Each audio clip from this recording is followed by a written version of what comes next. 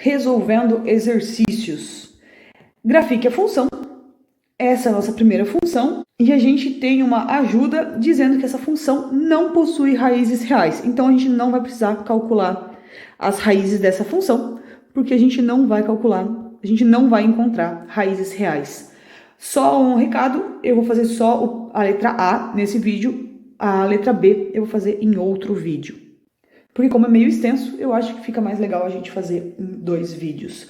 E aí, como a gente quer graficar, a gente tem que lembrar de todo o conteúdo de limite e seguir desde o conteúdo de limite e depois, no final, a gente coloca a parte de derivada, dos testes de derivada que a gente conhece. Então, vamos lá, como que a gente começa? Como? Com o domínio da nossa função. A gente sempre tem que ter claro o domínio. Quais são os valores que x não pode assumir? Bom, x pode assumir o valor que a gente quiser, então o nosso domínio é o conjunto dos números reais.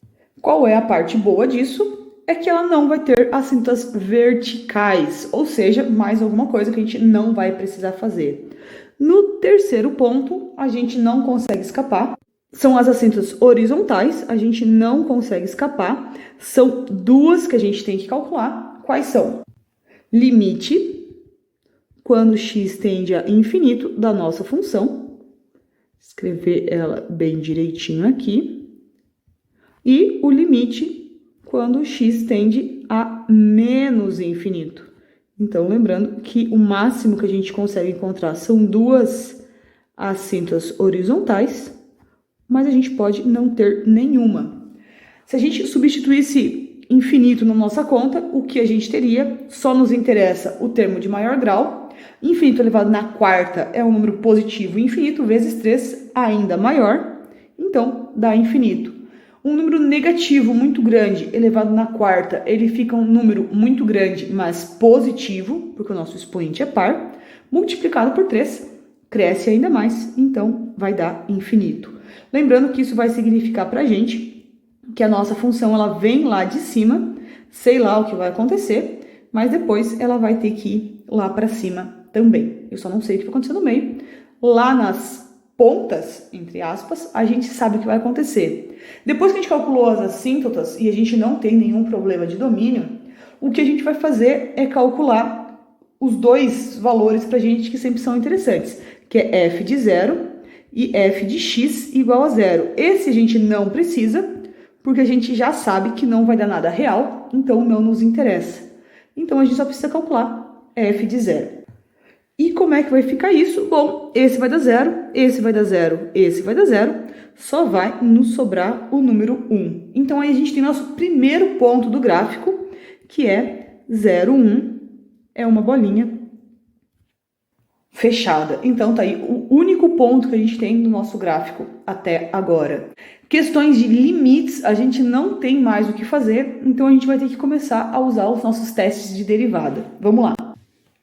A primeira derivada, ela vai nos dizer quando que a nossa função ela é crescente, quando ela é decrescente em determinados intervalos.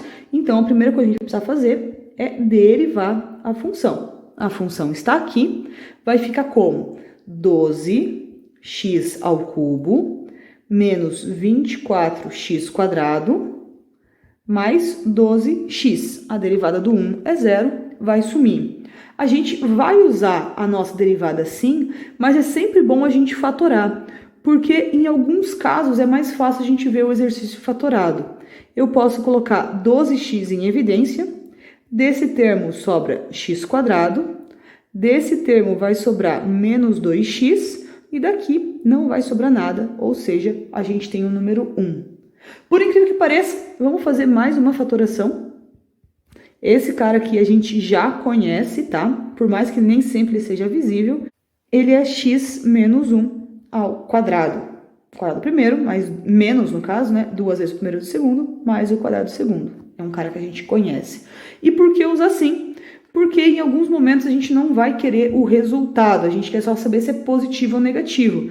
E aqui é difícil a gente saber isso, a gente teria que ficar calculando. E aqui, como a gente tem produtinhos, vai ser muito mais rápido, certo? Então, a segunda coisa que a gente faz depois de fazer a derivada é calcular os pontos críticos, que são dados pela derivada, no caso, os pontos onde a derivada vai ser zero. Olha que simples que fica se a gente usar essa em vez de usar a função de cima.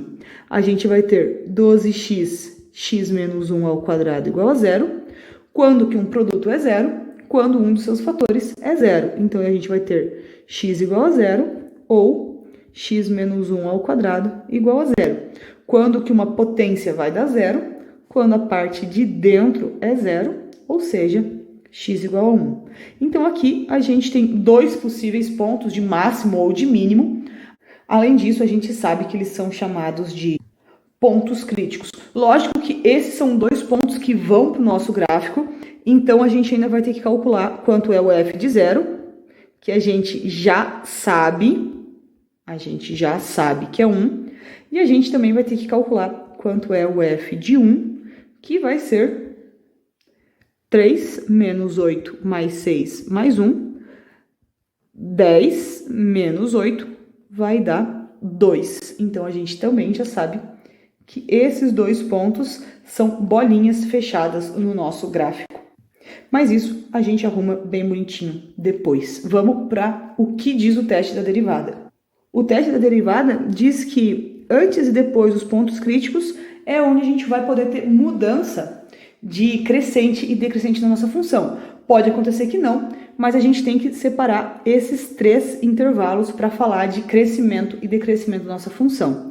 Então, como é que a gente faz? A gente aplica a derivada em um ponto desse intervalo, vou fazer no menos 1, em um ponto desse intervalo, pode ser o 0,5, e um ponto depois do 1, pode ser o ponto 2, ou o ponto 20 também, não tem problema nenhum.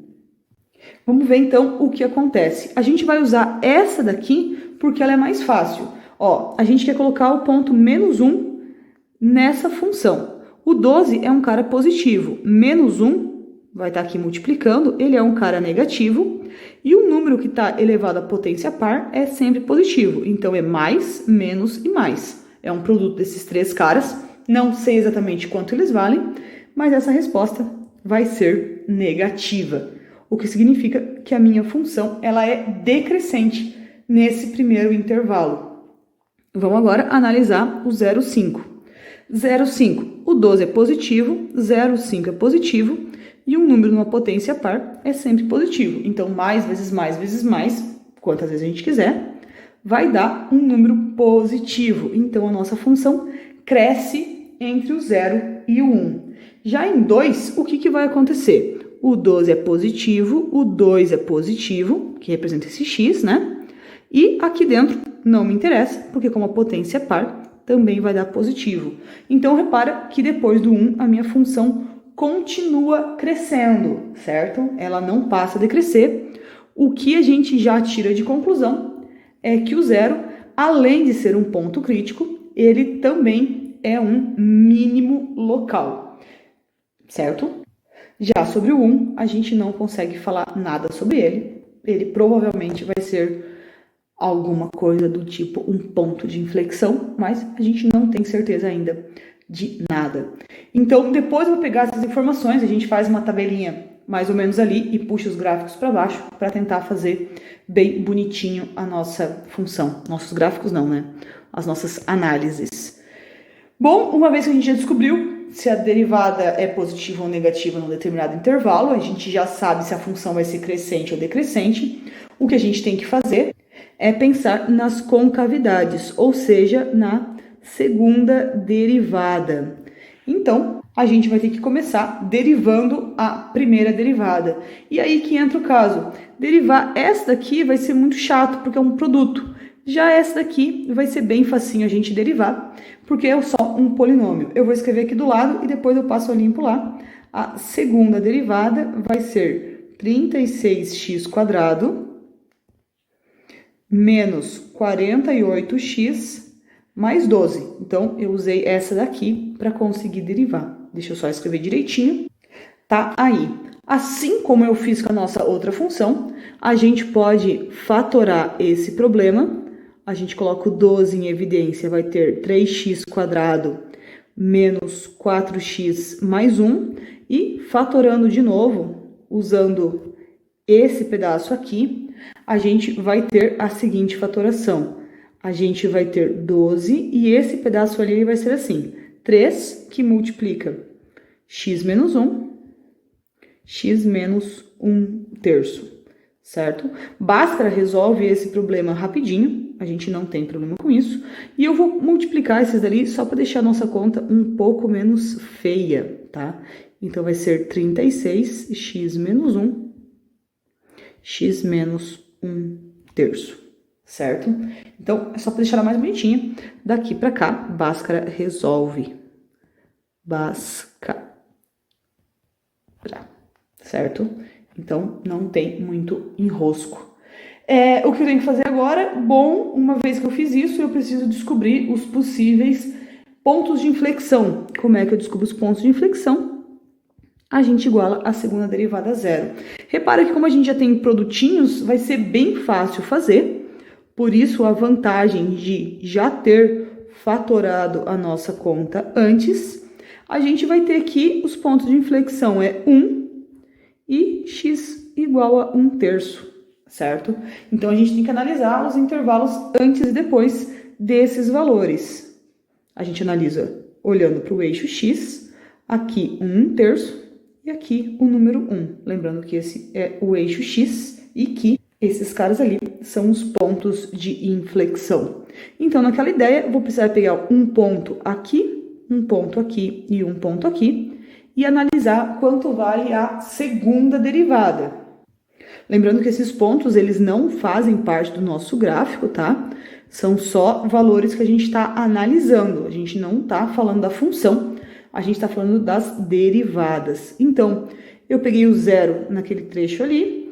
Aqui eu posso pegar 2/3, que é um cara que está entre 1/3 e 1. E aqui eu posso pegar 50, se eu quiser, não tem problema nenhum. É qualquer valor depois do 1, certo? E aí, a gente vê se o resultado é positivo ou negativo. Vamos lá, substituindo nessa conta aqui, o zero.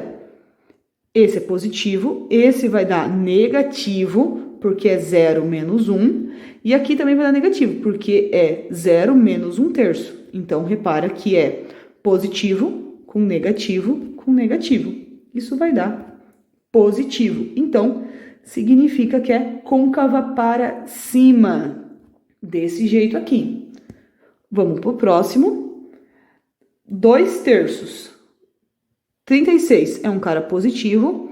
2/3 menos 1 vai dar negativo, porque 2/3 é uma coisa menor do que 1. E 2/3 menos 1/3 vai ser positivo, porque eu vou ter 2/3 menos 1/3. Isso vai dar 1/3, certo? Então, é mais, menos e mais. Isso vai dar negativo, falando com que a gente tem que fazer a parábola côncava para baixo. Se a gente colocar 50, esse é positivo, esse é positivo e esse é positivo. Lembrando que a gente poderia colocar 2, a gente poderia ter colocado 1,1. Não faz diferença, todo mundo vai dar a resposta positiva. Então, côncava para cima, certo? Agora que a gente já fez todos os testes que a gente poderia, a gente precisa arrumar os pontos que foram importantes. Então, é aquela ideia de quem foi importante, tá? Pontos importantes.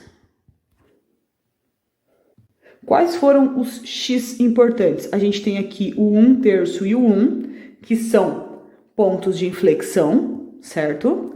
Que mais que a gente tem aqui de importante? A gente tem o 0 e o 1, que também foram importantes. Então, deixa eu colocar aqui o 0 e o 1. O 1 já tá ali, só falta a gente colocar o 0. E a gente precisa da imagem de cada um desses. A do 0 a gente já viu que é 1, a do 1 a gente fez a continha rapidinha que é 2. E se a gente fizer f de 1/3, lembrando que tem que ser f, não a derivada ou a segunda derivada, a gente vai encontrar 38 por 27. Isso aqui é aproximadamente, para a gente conseguir colocar no gráfico, 1,4, mais ou menos por aí. Outras coisas interessantes eu vou puxar para cá, para a gente não se perder. Vocês no caderno não precisam fazer isso, é só para não precisar ficar arrastando para cima e para baixo o tempo inteiro, tá? Então, aqui é 1/3, Deixa eu botar um pouquinho mais para cá. 1/3 e 1, certo? E aqui eu tenho 0 e 1. Como é que tá?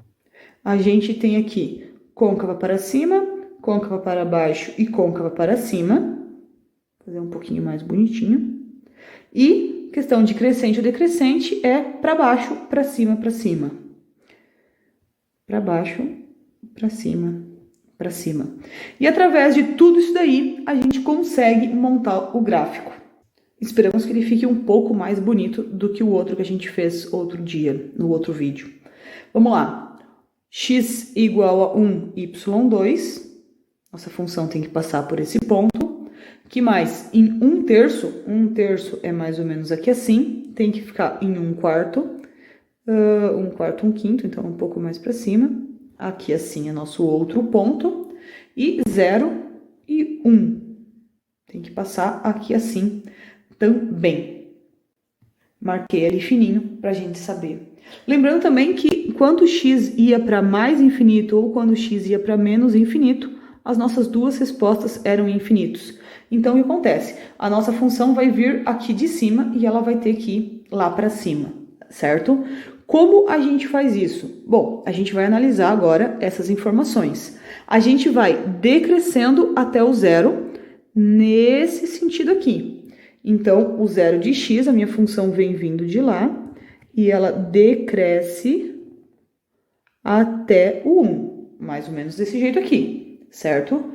Bom, no 1/3 só que ela vai mudar, então repara que ela vai começar a crescer, mas como a gente não chegou em 1/3 ainda, o meu 0 tá aqui assim, a gente tem que crescer nesse sentido, então a gente vai crescer assim. Em 1/3, as coisas vão mudar. Então, a gente tem que continuar crescendo, porque a gente ainda está nesse intervalo, mas a gente vai passar a crescer nesse sentido. Então, a gente vai até o 1, crescendo agora nesse sentido. Depois do 1, continuamos a crescer, porém agora nesse sentido e rumo ao infinito, porque a gente sabe que é isso que acontece. Então, olha que bonita que fica a nossa função. Aqui ficou meio feio, deixa eu dar uma arrumada. Minha função chega assim, certo? Lógico que pelo GeoGebra vai ficar um pouco melhor. O que não é mentira, vocês podem olhar aqui, mas tá razoavelmente boa. Eu não sabia que ela crescia tão rápido assim, isso a gente não tem, mas tá aqui o ponto 1. Aqui assim, quando ele muda de concavidade, e depois aqui no 1, quando ele muda de concavidade de novo. Então tá aí nosso primeiro gráfico feito. Segundo, se a gente comparar o outro, através dos testes de derivada. Próximo vídeo, faço a letra B.